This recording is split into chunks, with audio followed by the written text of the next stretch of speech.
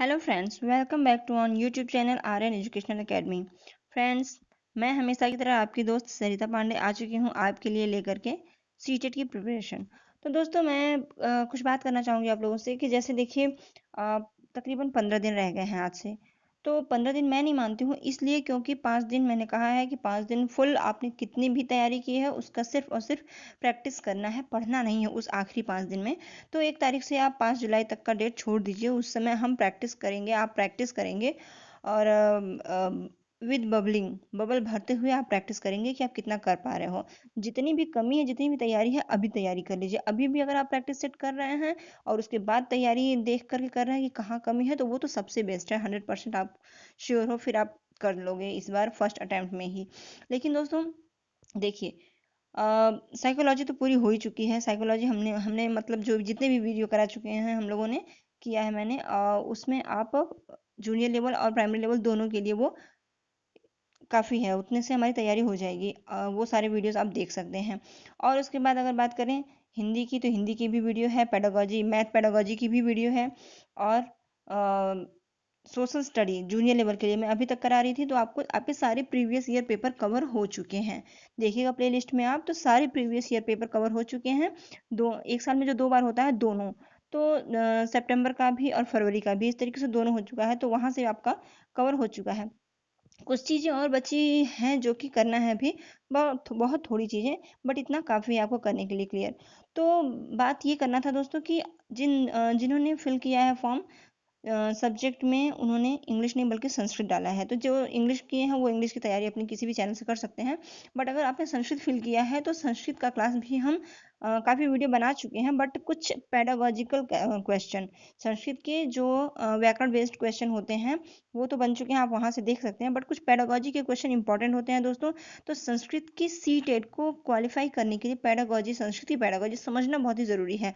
तो चलिए स्टार्ट करते हैं। कुछ वीडियो गए हैं पेडागोजी के, बट ज़्यादा नहीं गए हैं, तो इसलिए अब मैं संस्कृत की वीडियो स्टार्ट कर रही हूँ आप सभी के लिए, जिससे कि आपके सारे सब्जेक्ट, सारे पोर्शन मजबूत हों। संस्कृत अगर आपने फिल किया है तो उसमें भी आपको कम से कम 20 से 25 लाना ही लाना है।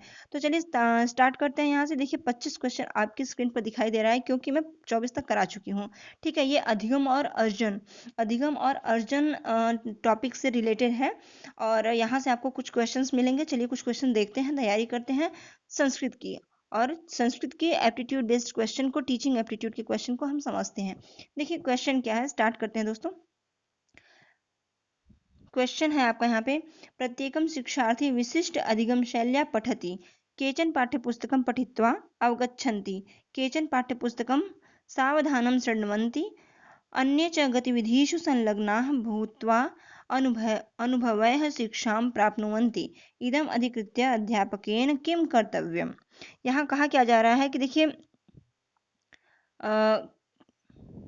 शिक्षार्थी जो है विशिष्ट अधिगम शैली का पठन करता है, कुछ पाठ्यपुस्तकों का पठन करते हैं, कुछ शिक्षकों को सावधानी से श्रवण करते हैं, और कतिपय अगर ऐसा ही होता है तो अन्य गतिविधियों के लिए अनुभव से शिक्षा प्राप्त करते हैं। इन बातों पर ध्यान देकर अध्यापक का कर्तव्य क्या होता है, आपको ये बताना है कि अध्यापक का कर्तव्य क्या है। आपके ऑप्शंस हो जाएंगे, उपर्युक्त निष्पत्त्यर्थम निरंतरम छात्र परीक्षणम, एंड दूसरा बी ऑप्शन हो जाएगा आपका वैयक्तिक क्षमता। यहाँ पे देखिए म होगा, छपता लिखा हुआ है, यहाँ पे आप सुधार लीजिएगा, यहाँ म होगा। वैयक्तिक क्षमता विकासाय छात्राः कला नृत्य संगीत गतिविधिषु प्रतिभागित्वं स्वीकुर्यम् इत्यर्थं परमार्शदानम्। और छात्राणां वैविध्यम अधिकृत्य विविध शिक्षण विविधिभिः विभिन्न पद्धति द्वारा च शिक्षणं, प्रत्येकं पाठस्य संपूर्ण पाठनं पाठनं च सम्यक पुनरावृत्ति। तो ये आपके 4 ऑप्शन हुए। यहाँ पे आपको समझना है कि इसका आंसर क्या होगा। देखिए इसका जो आंसर हो जाएगा यहाँ पे दोस्तों, बी ऑप्शन राइट हो जाएगा। वैयक्तिक क्षमता विकास आय, व्यक्ति की क्षमता का विकास, छात्रा कला नृत्य संगीत गतिविधिषु प्रतिभागित्वं स्वीकुर्यम् इत्यर्थम परामर्शदानम। यहाँ पे देखिए कहा क्या जा रहा है कि प्रत्येक शिक्षार्थी विशिष्ट अधिगम शैली का पठन करता है। और विशिष्ट अधिगम शैली मीन्स हर एक शिक्षार्थी के अंदर विशिष्ट विशिष्ट अलग अलग स्किल्स मौजूद हैं। तो कुछ पाठ्य पुस्तकों का पठन करते हैं, कुछ जो है पढ़ के करते हैं, पाठ्य पुस्तकों का पठन करते हैं, और कुछ शिक्षकों की सावधानी में सुनते हैं, सुनकर करते हैं, और कुछ जो है ऐसे होते हैं जो अन्य गतिविधियों द्वारा, एक्टिविटी के द्वारा अपने एक्सपीरियंस से शिक्षा ग्रहण करते हैं, अनुभव से शिक्षा ग्रहण करते हैं। और इन बातों पर ध्यान देकर अध्यापकों का कर्तव्य होता है कि वे छात्रों के व्यक्तिक क्षमता के विकास के लिए छात्रों को, देखिए जैसे यहाँ पे दिया गया है, छात्रों को कला नृत्य, छात्रों को जो है कला नृत्य संगीत गतिविधियों में प्रतिभागी बनाने के लिए परामर्श देना चाहिए। गतिविधियों में कला नृत्य संगीत गतिविधिषु प्रतिभागित्वं स्वीकुर्यम्। छात्रों को कला नृत्य संगीत जैसी गतिविधियों में प्रतिभाग करना चाहिए कि वे स्वयं से करें, इसको इत्यर्थम परामर्श देना। इन सब चीज़ों का परामर्श देना चाहिए एक शिक्षक को, अध्यापक को, कि ये कार्य बच्चे स्वयं करें, जिससे उनकी क्या होगा, व्यक्तिक क्षमता का विकास होगा। तो यहाँ पे भी ऑप्शन राइट हो जाएगा। ये चीज़ें दोस्तों समझनी होती है। तो चलिए आगे बढ़ेंगे और इसी तरीके से कुछ क्वेश्चंस करेंगे, जिससे कि करते करते आपको प्रैक्टिस बन जाएगा। देखिए, भाषा अर्जने आवश्यकम, भाषा अर्जन के लिए आवश्यक क्या है? व्याकरण ज्ञानस्य अवस्थितम, व्याकरण ज्ञानस्य व्यवस्थित प्रयोग तथा पदानां कंठस्थनीकरण, तथा पदानां कंठस्थनीकरणम। देखिए, कंठस्थ करने की बात जहाँ होगी वो नहीं होगा। मैंने कहा है कंठस्थ करना, रट्टा मारना सही नहीं होता है। लेकिन समझेंगे कि भाषार्जने आवश्यकम, यहाँ क्या कह रहा है, संस्कृत की में आपको समझना पड़ेगा। दूसरा ऑप्शन समझेंगे कि मातृभाषा या तथा द्वितीय भाषा या अवगमन क्रमे मानव मस्तिष्कस्य अंतः सामर्थ्यम निर्दिशति। दूसरी ऑप्शन हो जाएगा मातृभाषा ज्ञानावगमन्य क्रममेकम विद्यार्थीषु, और डी ऑप्शन हो जाएगा कंठस्थीकरणम तथा आवश्यक पदानाम प्रयोगे। यहाँ पर देखिए क्या क्या रहा है, भाषार्जने आवश्यकम, भाषा के अर्जन के लिए आवश्यक है क्या? व्याकरण ज्ञानस्य व्यवस्थित प्रयोग तथा पदानाम कंठस्थीकरणम। अब यहाँ पे कंठस्थीकरणम का मतलब रटना होगा या क्या होगा, इसको आप कैसे समझेंगे? मैं यही कहना चाह रही थी कि कंठस्थीकरणम अगर हमने कह दिया तो कंठस्थ करने को रटना समझ के तुरंत हम कट कर देते हैं। लेकिन इस पूरे जो ऑप्शन है आपका, इस पूरे वाक्य का, सेंटेंस का पूरा आपको अर्थ समझना पड़ेगा। व्याकरण ज्ञान से व्यवस्थित प्रयोग, व्याकरण के ज्ञान का व्यवस्थित प्रयोग, और तथा पदानाम, उनके पदों को कंठस्थीकरण, याद करना। पदों को याद करने की बात की गई है, लेकिन उसके साथ इंक्लूड क्या किया गया है कि व्याकरण ज्ञान से व्यवस्थित प्रयोग तथा पदानाम कंठस्थीकरण। मतलब इसका तात्पर्य ये होगा कि भाषा अर्जन के लिए आवश्यक है कि व्याकरण का ज्ञान का व्यवस्थित प्रयोग और पदों का कंठास्थानीकरण करना आना चाहिए। हाँ, तो कंठास्थनीकरण दिया गया है। तो कंठास्थनीकरण का मतलब हुआ कि कंठ में उसका स्थान, कंठ द्वारा उसका स्थान कहाँ है, किस व्याकरण की शुद्धि की बात की गई है, रटने की बात नहीं की गई है। ठीक है। और तो इस प्रकार आपको देखिए, व्याकरण क्या होता है, व्याकरण ज्ञान का व्यवस्थित प्रयोग ही है। शुद्ध व्याकरण का बात अगर करें तो ज्ञान का व्यवस्थित प्रयोग है। तो ये आपका इसके कारण ये इंक्लूड किया गया है इसमें, तो ये आपका सही हो जाएगा, राइट आंसर फर्स्ट ही हो जाएगा। इसलिए मैं ये बताना चाह रही थी कि कंठस्थ देखने से आप हर जगह नेगेटिव फॉर्म में नहीं जाएंगे, उसके सेंटेंस को समझेंगे, उसके बाद कोई आंसर टिक करेंगे। ठीक है, तो आपका पहला ही सही हो जाएगा। आगे बढ़ेंगे, देखेंगे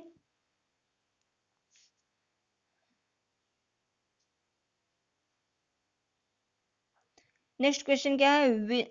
विस्तृत पदानाम प्रतीपक्रमः, विस्तृत पदानाम प्रतीपक्रमः, भारत प्लस यूरोपीय भारोपीय।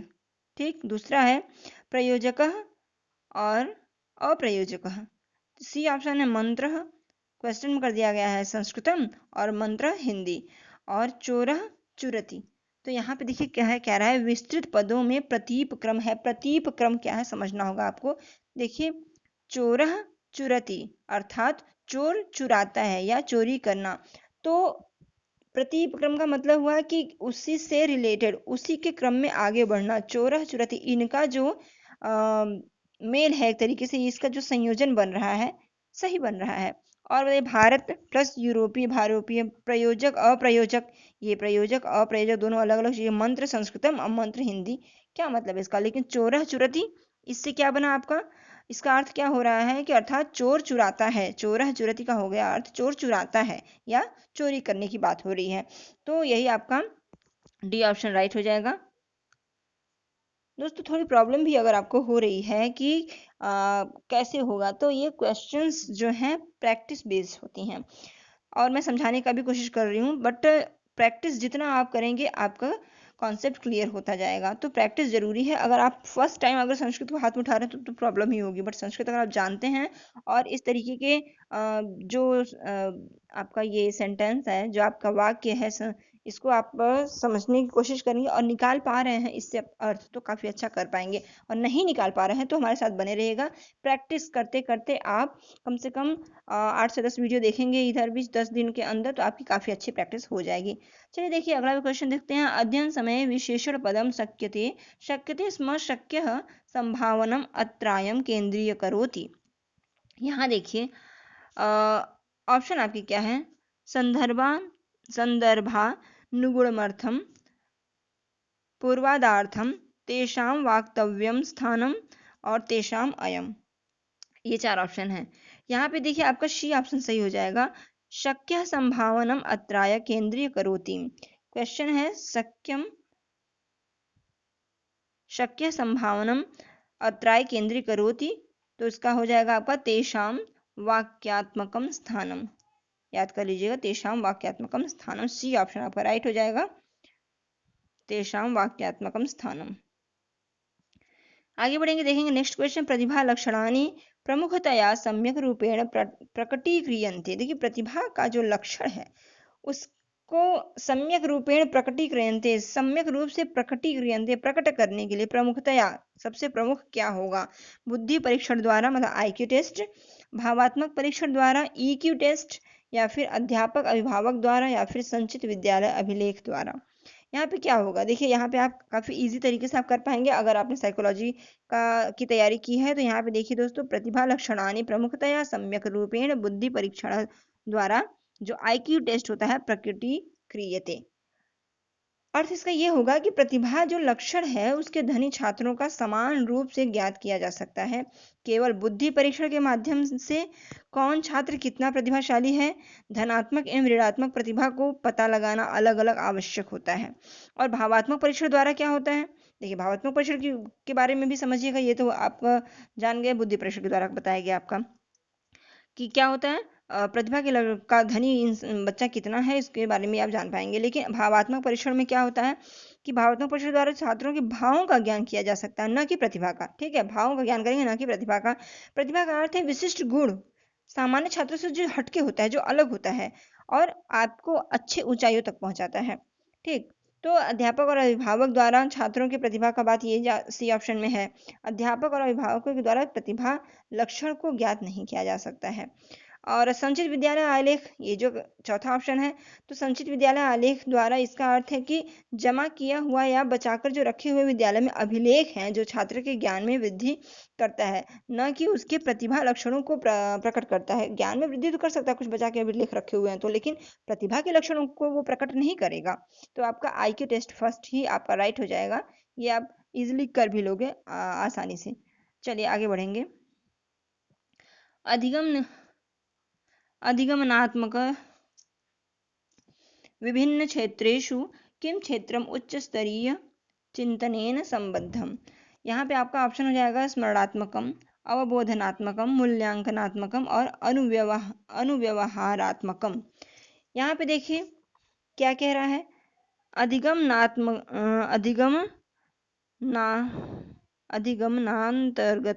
अधिगमनांतर्गत विभिन्न क्षेत्रेषु किम क्षेत्रम उच्च स्तरीय चिंतनेन संबद्धम। यहाँ पे आपका देखिए दोस्तों सबसे सही हो जाएगा आपका मूल्यांकनात्मकम। यहाँ पे सी ऑप्शन आपका राइट हो जाएगा। कैसे होगा समझिएगा कि अधिगमनात्मक अंतर्गत विभिन्न क्षेत्रेषु मूल्यांकनात्मकम क्षेत्रम उच्च स्तरीय चिंतनेन संबद्ध, उच्च स्तरीय चिंतन से संबंधित है ये।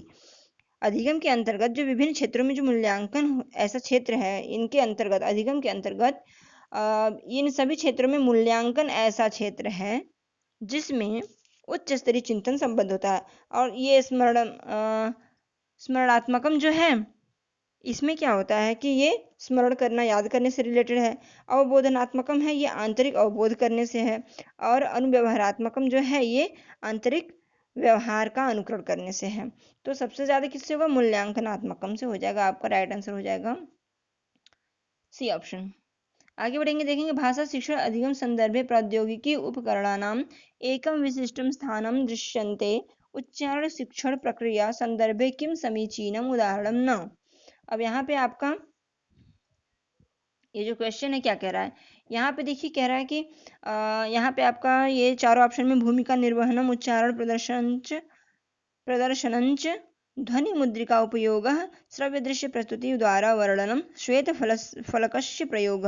देखिए संदर्भे किम समीचीनम उदाहरणम न, यहाँ पे आपको ध्यान देना होगा दोस्तों, क्वेश्चन की फॉर्म नेगेटिव है। उदाहरण न, भूमिका निर्वहनम उच्चारण प्रदर्शनंच बेहतर है, बिल्कुल किया जा सकता है। भूमिका निर्वहन करने का जो उच्चारण, जो प्रदर्शन अगर कराया जाए तो वो अच्छा होगा। ध्वनि मुद्रिका उपयोग, श्रव्य दृश्य प्रस्तुति द्वारा वर्णन, श्रव्य दृश्य प्रस्तुति तो बेस्ट होता ही है, ये भी सही है, ये भी सही है। अब यहाँ पे श्वेत फलकस्य प्रयोग, अब यहाँ पे आप देखेंगे कि भाषा शिक्षण अधिगम के संदर्भ में देखिए प्रौद्योगिकी उपकरण एक विशिष्ट स्थान रखता है, उसमें उच्चारण शिक्षण प्रक्रिया के संदर्भ में श्वेत फलक का प्रयोग समीचीन होता है। तो श्वेत फलक का प्रयोग समीचीन होता है। अच्छा, शिक्षण से प्रक्रिया संदर्भे किम समीचीनम उदाहरणम, तो कौन सा उदाहरण होगा जो कि समीचीन होगा? तो यहाँ पे श्वेत फलकस्य जो होगा, श्वेत फलकस्य, यही सही हो जाएगा, डी ऑप्शन।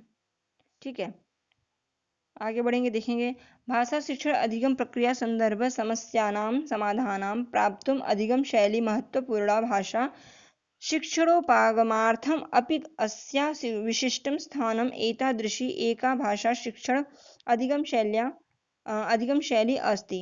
आपका ऑप्शन है मुद्रणोन्मुखी शैली, केंद्रीकृता शैली,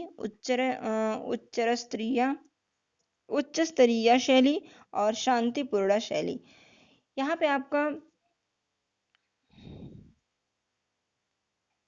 भाषा शिक्षण अधिगम की प्रक्रिया में संदर्भ में समस्या, प्रक्रिया का जो संदर्भ है क्या रहा है, उसमें जो समस्या है, भाषा शिक्षण अधिगम प्रक्रिया के संदर्भ में जो समस्या है उसके समाधान प्राप्तुम अधिगम शैली महत्वपूर्ण है, इसके समाधान को प्राप्त करने के लिए अधिगम शैली महत्वपूर्ण है।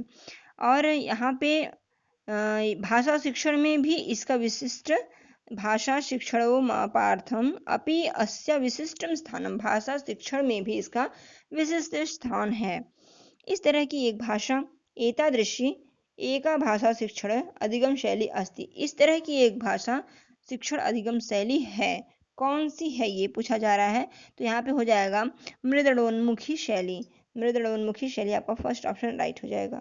ठीक है, आगे बढ़ेंगे, देखेंगे समुचितं भाषाधिगमनं तदैव भवति यदा जीवन लक्ष्य मूल्यानि प्राप्तुं भाषा व्यवहारिकी भवति, भाषाधिगमनस्य कक्षा नियंत्रित परिवेशे कार्यते, लक्ष्य भाषायाः ध्वन्यात्मका स्वरूपं च मातृभाषानुगुणं भवत। या फिर डी ऑप्शन होगा आपका महाविद्यालयं प्रवेष्टुं संशोधितया भाषया सहाय्यं प्राप्यते।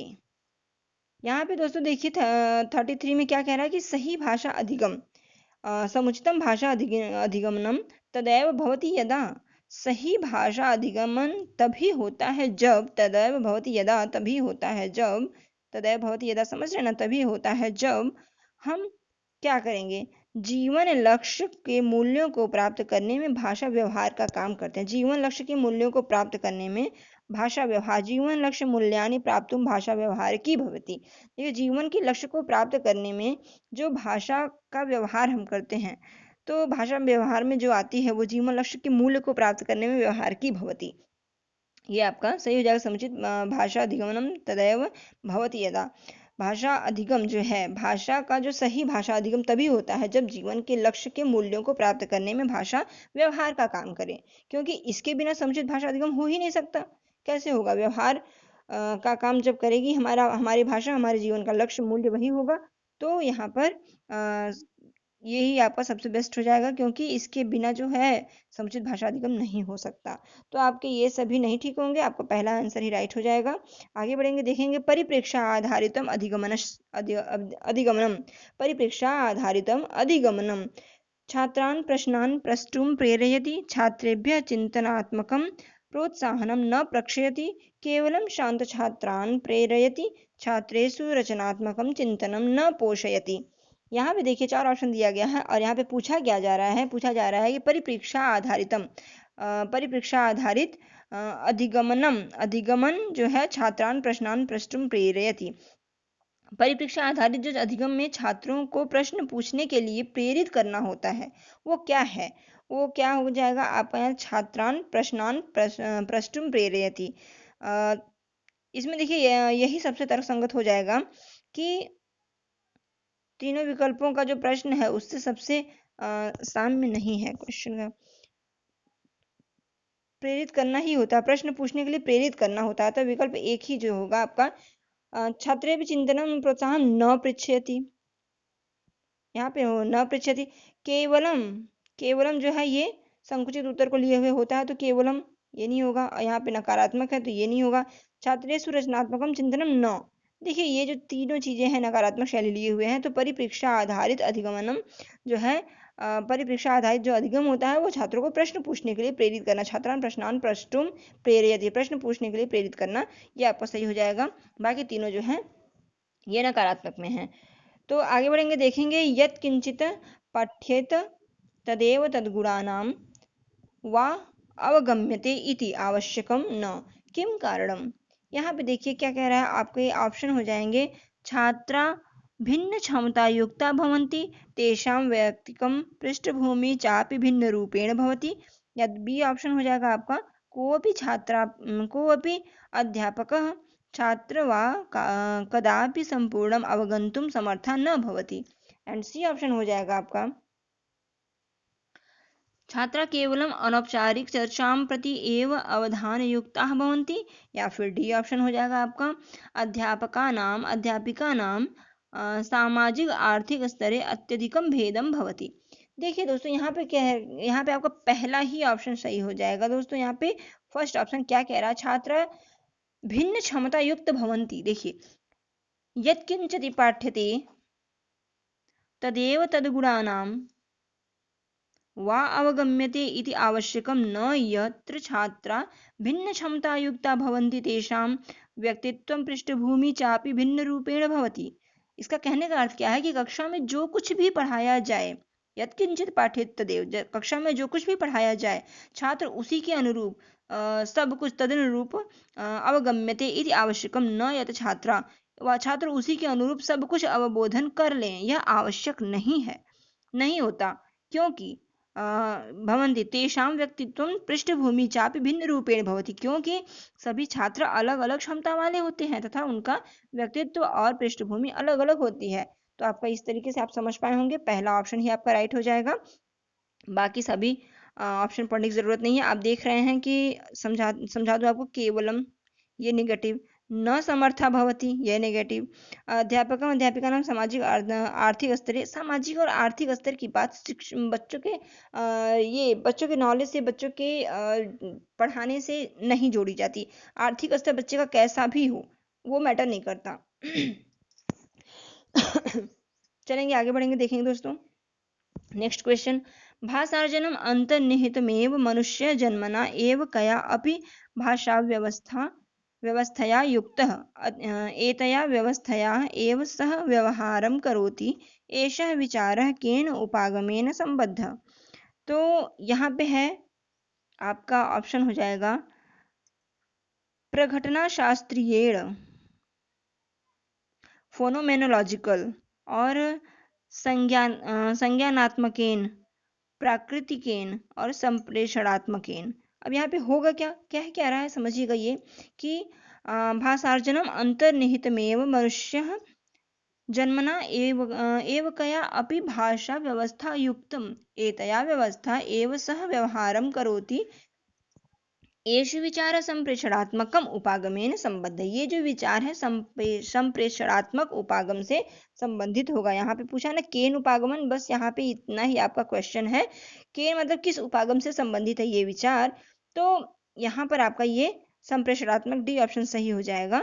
संप्रेषणात्मकम उपागमेन संबद्ध, ये संप्रेषण से संबंधित है। देखिए संप्रेषण से संबंधित का मतलब आप समझ पा रहे हैं। मनुष्य जन्म से ही अपने अपने चारों तरफ के संप्रेषण को समझकर उसी के अनुरूप संप्रेषण करता है। संप्रेषण मीन्स क्या, किसी की बातों को समझना और अपनी बातों को उस तक पहुंचा पाना। ठीक, तो ये आपका सही हो जाएगा, संप्रेषण सबसे बेस्ट होगा। ठीक, आगे बढ़ेंगे। छात्र स्वाध्यायार्थम प्रेरिता भवेयुः इत्यर्थम कः उपायः समीचीनः।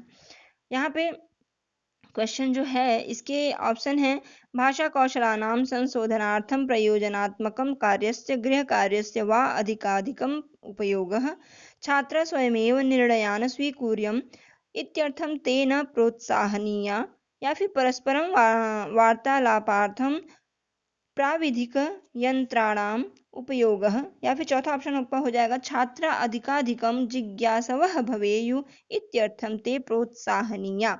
देखिए दोस्तों, पढ़ने से ही समझ में आ रहा है कि छात्र अधिकाधिकम जिज्ञासवः, छात्र में अधिक से अधिक जिज्ञासा भवेयुः इत्यार्थम ते प्रोत्साहनीय, जिसमें हो छात्र में अधिक से अधिक जिज्ञासा सीखने की, उस छात्र को प्रोत्साहित और करना चाहिए।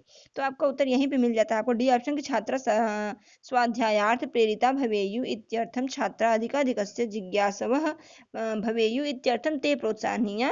इसका अर्थ हुआ कि छात्रों को स्वाध्याय के लिए प्रेरित करने हेतु उसमें जिज्ञासा, जानने की इच्छा को, क्यूरियोसिटी को ज्यादा से ज्यादा बढ़ाने के लिए उत्पन्न करना चाहिए। जिससे इससे होता क्या है, उनको प्रोत्साहन देने से इसमें छात्र जो है स्वाध्याय के लिए प्रेरित होते हैं।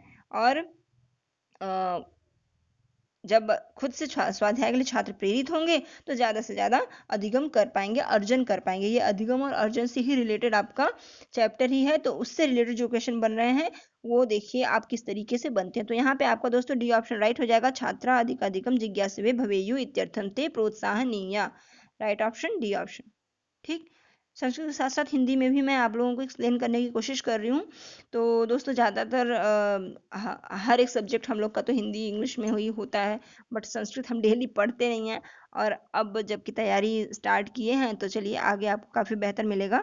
फिलहाल समझते हुए चलें, कुछ ना कुछ आपको यहाँ पे मिल ही रहा है। देखेंगे नेक्स्ट क्वेश्चन, अधिकांशः शिक्षकाः छात्राणां शब्द ज्ञान वृद्ध्यर्थं कस्य महत्वम् आमनन्ति। यहाँ पर शब्द को शस्य हो जाएगा, या फिर वर्तन्या, प्रसंगस्य, या शब्द सूची नाम। देखिए अधिकांश शिक्षा का, अधिकांश शिक्षक जो होते हैं, ज्यादा से ज्यादातर जो शिक्षक होते हैं छात्राणाम, छात्रों को क्या करते हैं, छात्रों को जो होता है शब्द ज्ञान वृद्ध्यर्थम, शब्द के ज्ञान की वृद्धि हेतु कस्य महत्वम आमनन्ति, क्या महत्वपूर्ण होगा, क्या करते हैं अधिकांश शिक्षक। तो यहाँ पर देखिए जो दिया है ऑप्शन उसके अकॉर्डिंग सबसे बेस्ट देखिए हो जाएगा, प्रसंग के कथ्य के संपूर्ण भावों का स्पष्ट निर्देशन अगर हो जाए तो यहाँ पर शब्दकोशस्य, वर्तन्या, शब्द सूची नाम, ये सब एक संकुचित उत्तर लिए हुए हैं। देखिए शब्दकोश का मतलब आपका हो जाएगा मीनिंग, प्रश्न, अर्थ, शब्द और अर्थ। वर्तन्या, ये वर्तनी शुद्ध के लिए हो जाएगा, शुद्ध अशुद्ध वर्तनी जो होती है। और शब्द सूची नाम, ये शब्द सूची भी आपका एक तरीके से वो वर्ड मीनिंग ही हो गया, वोकैब्युलरी। और प्रसंगस्य, ये जो है अधिक वो लिए हुए हैं। प्रसंग का मतलब हो गया किसी भी चीज का विस्तृत उसकी व्याख्या करना, उसके बारे में पूरी तरीके से डिटेल निकालना, किस प्रसंग पर है वो, उसका बेस क्या है, पूरी तरीके से उसके बारे में जानना। तो प्रसंग से आपका बेस्ट हो जाएगा। राइट ऑप्शन आपका यहाँ पे सी ऑप्शन हो जाएगा। चलिए आगे बढ़ेंगे, देखेंगे नेक्स्ट क्वेश्चन, कस्य अधिगमस्य कृते सह विन्यासः कलेक्शन। देखिए जहाँ पे आपको प्रॉब्लम है वहाँ अगर इंग्लिश वर्ड दिया है तो आप काफ़ी इजी, जो कि आपकी बोलचाल की भाषा, उसे आप यूज़ करके समझ सकते हैं। और वहाँ पे आप कोशिश जरूर कीजिएगा, जब भी आपको क्वेश्चन मिलेगा ना तो काफ़ी ऐसे वर्ड होते हैं जो कि समझ में नहीं आते हैं, उनके आगे आपकी इंग्लिश लिखी होती है, आप उसका यूज़ करेंगे तो आप इजिली समझ पाएंगे। तो एक उपाय है, कस्य अधिगमस्य कृते सह विन्यासः, यानी कलेक्शन, किस कस्य अधिगमस्य कृते सविन्यास एक उपाय पठनस्य, लेखनस्य, वर्तन्या, या शब्दावल्या।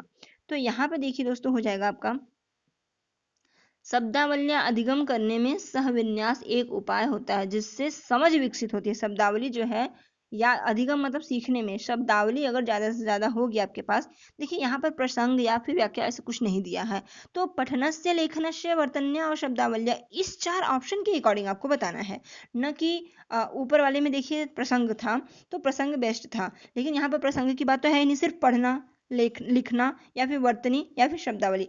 तो कस्य अधिगमस्य कृते सह विन्यास, यहाँ पे क्या किसका आप अधिगम करेंगे जो कि आपको आपके लिए किसका कलेक्शन कलेक्शन बोला है ना, किन चीज़ों का कलेक्शन आपके पास होगा जिससे कि आपका अधिगम में वृद्धि होगा। आपको देखिए अगर इंग्लिश बोलना हो तो इंग्लिश के वर्ड्स ज़्यादातर चाहिए, आपको वोकेबलरी याद होनी चाहिए, संस्कृत है तो संस्कृत के वर्ड्स चाहिए। तो आपको वही बात कही जा रही है, कलेक्शन से आप समझ सकते हैं कि यहाँ पर शब्दावलियाँ जो है, शब्दावली ज़्यादा से ज़्यादा जो है सबसे बेहतर, शब्दावली की कलेक्शन अगर आपके पास है तो आपका अधिगम जो है कस्य अधिगम उक्ते एक उपाय, तो आपका अधिगम जो है ये बेहतर होगा। ये एक उपाय है, शब्दावली आप अपना बढ़ाएं। ठीक, कहने का अर्थ ये है यहाँ पे। तो ये आपका डी ऑप्शन राइट हो जाएगा। आगे बढ़ेंगे, देखेंगे भाषायाः अधिगमः प्रभावशाली भवति यदा विद्यार्थी। यहाँ पर देखिए आपका हो जाएगा कि ऑप्शन क्रमबद्ध रीत्या व्याकरण गति नियमान जानाति, या फिर दूसरा हो जाएगा रूप ज्ञानात प्रयोगम प्रति गच्छति, या फिर तीसरा हो जाएगा नियमात प्रयोगम प्रति गच्छति, या फिर डी ऑप्शन अर्थ ग्रहणात रूपम प्रति गच्छति। अब यहाँ पे आपका क्या होगा, देखिए भाषा या अधिगम प्रभावशाली भवति, भाषा का अधिगम जो है, भाषा सीखना जो है प्रभावशाली होता है यदा विद्यार्थी, जब विद्यार्थी, क्वेश्चन क्या कह रहा है कि भाषा का जो अधिगम है, भाषा जो सीखना है वो प्रभावशाली होता है जब विद्यार्थी, कब, तो आपको ऑप्शन के अकॉर्डिंग बताना है कि जब विद्यार्थी क्रमबद्ध रीत्या व्याकरण नियमान जानाति, क्रमबद्ध रूप से व्याकरण का नियमित ज्ञान कर होता है उनको तब, या रूप ज्ञानात प्रयोगम प्रतिगच्छति, रूप के ज्ञान का प्रयोग कर पाते हैं आप, या फिर नियमात प्रयोगम गच्छति, नियमों का प्रयोग कर पाते हैं, या अर्थ ग्रहणात रूपम प्रति गच्छति। यहाँ पे बताइए क्या बेस्ट होगा। ये दोस्तों आपका आखिरी क्वेश्चन है, इसके बाद अगला वीडियो आएगा जिसमें कि आपको उसमें भी 15-20 क्वेश्चन मिलेंगे और इस तरीके से आप ज़्यादा से ज़्यादा आप कर पाओगे। तो बताइए इसका आंसर क्या होगा। तब तक अगर मेरा ये प्रयास आप लोगों को अच्छा लगा हो तो प्लीज़ लाइक सब्सक्राइब कीजिएगा और ज़्यादा से ज़्यादा लोगों को शेयर कीजिएगा, क्योंकि अब हम बाकी सब्जेक्ट के साथ साथ संस्कृत की भी आपकी तैयारी का जिम्मा लिए हैं और संस्कृत की भी तैयारी करा रहे हैं। टीचिंग एप्टीट्यूड के क्वेश्चन दोस्तों, ये पेडागोजी के क्वेश्चन, पेडागोजी के शिक्षा अधिगम के जो क्वेश्चन होते हैं ये आते ही आते हैं। तो आपके जो सीटेट है, ये सीटेट चल रहा है, तो सीटेट में आप पेडागोजी तैयार कर लेते हैं तो आपका संस्कृत का तो 15 नंबर ऐसे ही बन गया, और फिर थोड़ा सा ग्रामर देख लीजिएगा तो आपका 25 नंबर बन जाएगा। तो दोस्तों इसके लिए क्या करना होगा, सब्सक्राइब करना होगा हमारा चैनल और बेल आइकन को प्रेस करना होगा, ऑल बटन पर टच करना होगा कि हमारी वीडियोस मिलते जाए। अब आपको डेली वीडियो मिलेगी संस्कृत की भी। ठीक है, तो बताइए अब इसका आंसर क्या होगा। 40 आपका ये लास्ट क्वेश्चन है, इसके बाद दूसरा वीडियो आपको मिलेगा। ठीक है, देखिए इसका आंसर हो जाएगा अर्थ ग्रहणात रूपम प्रति गच्छति। अर्थ ग्रहण करना, क्रमबद्ध तरीके से व्याकरण का ज्ञान, या फिर रूप ज्ञान, रूपों को याद कर लेना, या फिर नियम का ज्ञान करना, इन सबका अर्थ ग्रहणात, अगर अर्थ ग्रहण करते हैं आप, भाषा का अधिगम जो प्रभावशाली होता है वो यदि छात्र कही गई बात का अर्थ ग्रहण करने में समर्थ है तो वो सबसे ज्यादा प्रभावशाली होगा। क्योंकि अर्थ ही अगर आप नहीं, देखिए मेरी बात को समझिएगा, अगर आप ये क्वेश्चन है भाषा या अधिगम प्रभावशाली भवति यदा विद्यार्थी, अब प्रभावशाली भवति यदा विद्यार्थी आप ये नहीं समझ पा रहे हैं, ये समझ नहीं पा रहे हैं, इसका अर्थ ही नहीं समझ पा रहे हैं, प्रभावशाली ये तो निकल करके आ गया एक तरीके से हिंदी शब्द, लेकिन अगर आप इसका भवति यदा विद्यार्थी अगर ये नहीं समझ पा रहे हैं तो आप क्वेश्चन का अर्थ ही नहीं समझ पाओगे, तो क्वेश्चन के ऑप्शन में से सही आंसर तो कैसे जाओगे। भले ही आपको व्याकरण का बहुत ज्यादा ज्ञान है, भले ही आपको रूप सारे रटे पड़े हैं, आपने सारे सारे रूप याद कर लिए, सारे नियम याद कर लिए, लेकिन यहाँ पर जब तक क्वेश्चन की फॉर्म आपको समझ में नहीं आ रही है, जब तक आप ये समझ नहीं पा रहे हो कि ये है क्या या फिर पूछा क्या जा रहा है, तब तक आप कैसे करेंगे। तो यहाँ पे बेस्ट ऑप्शन आप समझ पा रहे होंगे, अर्थ ग्रहणात रूपम प्रति गच्छति, अर्थ को ग्रहण करना, अर्थ को समझ पाना, ये सबसे बेस्ट होगा कि अगर एक छात्र जो है कही हुई बात का अर्थ, मतलब प्रश्न जो पूछा गया है वो, या फिर किसी से संप्रेषण करते समय, किसी से वार्तालाप करते समय कही हुई बात का अर्थ अगर ग्रहण करने में समर्थ है तो यहाँ पर आपका भाषा अधिगम प्रभावशाली होगा उस विद्यार्थी का। ठीक है, तो आपका ये बेस्ट ऑप्शन हो गया, राइट आंसर हो गया आपका फोर्थ ऑप्शन अर्थ ग्रहणात। सो फ्रेंड्स इसी तरीके से आपको डेली अब मिलेंगे कम से कम 15-20 क्वेश्चन तो रोज ही रोज मिलेंगे। और अगर आपकी संस्कृत थोड़ी भी वीक है तो पेडागोजी पे अपनी पकड़ बनाने के लिए हमारे साथ बने रहिए, सब्सक्राइब कीजिए, ज़्यादा से ज़्यादा लोगों तक शेयर कीजिए और देखते रहिए, बने रहिए हमारे साथ। अगले वीडियो में हम फिर ऐसे ही क्वेश्चंस लेके आएंगे, कुछ इंपॉर्टेंट क्वेश्चन, अलग अलग टॉपिक से। भाषा अध्यापन के सिद्धांत है, अभी अभी बहुत सारे टॉपिक हैं जो कि आपको कराने हैं, जिससे कि आपका काफ़ी अच्छी तैयारी हो जाएगी। एनसीएफ के बारे में मौखिक लिखित रूपों के विचार में जब संप्रेषण होता है, उससे कुछ क्वेश्चंस आपको मिलेंगे। तो ये सारी चीज़ें आपके लिए इम्पॉर्टेंट हैं। और भाषा में जो चुनौतियां हैं, कठिनाइयां हैं, त्रुटियां हैं, इससे और भाषा कौशल से, जो आपका लैंग्वेज स्किल होता है संस्कृत में, उससे, तो ये सब आपको मिलेगा दोस्तों, इसलिए हमारे साथ बने रहेगा। चलिए अगले वीडियो में फिर मिलेंगे नए वीडियो में नए क्वेश्चंस के साथ। तब तक के लिए नमः संस्कृताय।